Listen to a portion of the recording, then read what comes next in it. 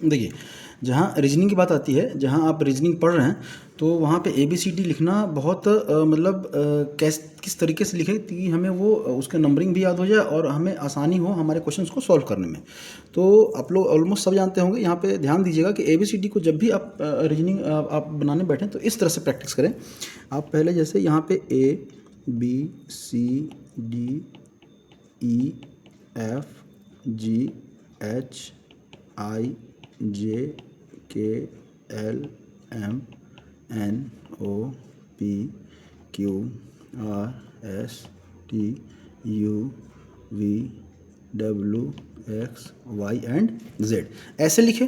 और सेम यहाँ पे M के नीचे से स्टार्ट करें, M के नीचे से ही स्टार्ट करें आप यहाँ पे।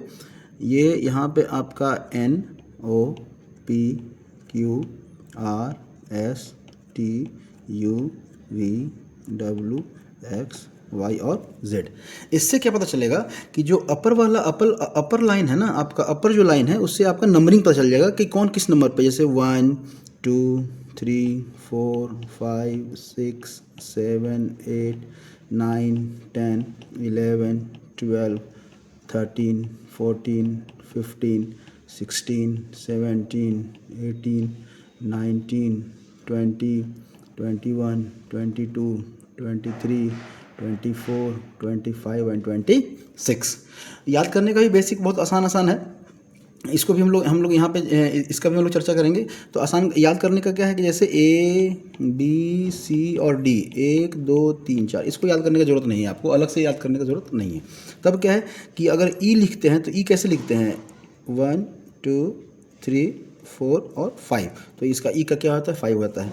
अगर F की बात करें तो F ऐसे लिखते हैं, इसको जोड़ दीजिए तो ये उल्टा जो है ना 6, तो यहाँ पे 6 जो है ना F का हो जाता है।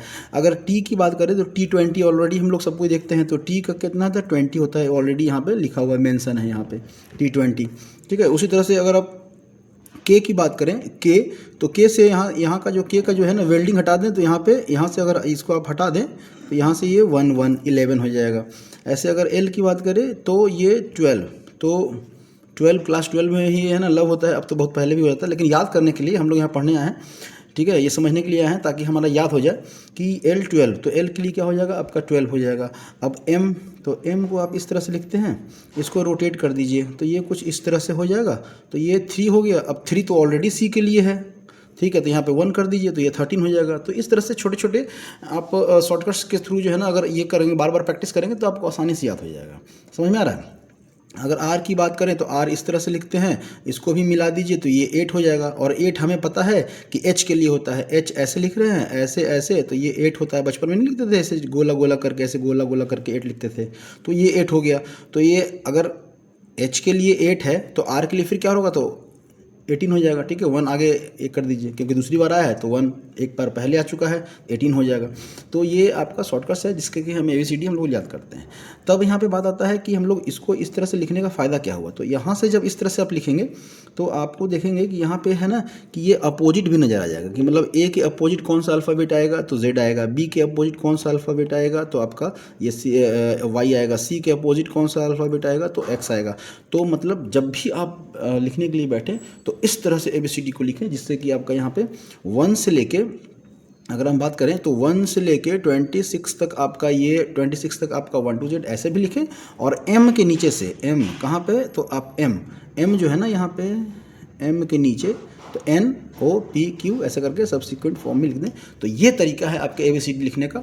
ऐसा लिख देंगे तो समझिए कि आप मतलब 1-2 बार आप लिख दिए तो समझिए आपका प्रैक्टिस हो गया, और इससे ज़्यादा आपको पूछना मतलब याद करने का ज़रूरत अलग से नहीं है। आप सीधा क्वेश्चन लगाने के लिए जाइए और आपको नंबरिंग याद रहेगा। ठीक है, G लिखते हैं, जैसे G ऐसे करके ऐसे लिखते हैं ना, तो G ऑलरेडी ये क्या है 7, तो G का क्या इतना होता है 7 नंबर, तो ऑलरेडी यहाँ पे आपको G का 7 नंबर आपको यहाँ पे दिख रहा है। ठीक है, F का बता ही दिए, KLMNOP, P के लिए क्या हो गया आपका यहाँ पे 16 हो गया, तो P ऑलरेडी ऐसे लिखते हैं यहाँ पे P, तो 6 तो ऑलरेडी है, तो 1 कर दीजिए उल्टा करके, तो इसको अगर रोटेट कर देंगे ये 1 6 16 ऐसे। तो कुछ खुद से करना होगा और कुछ लिख के तो अपने आप याद हो जाएगा। अलग से इसके लिए कोई बहुत बड़ा कंसेप्ट और कोई बहुत बड़ा रूल नहीं है कि इसको ऐसे करके याद करते हैं या वैसे करके याद करते हैं। ठीक है।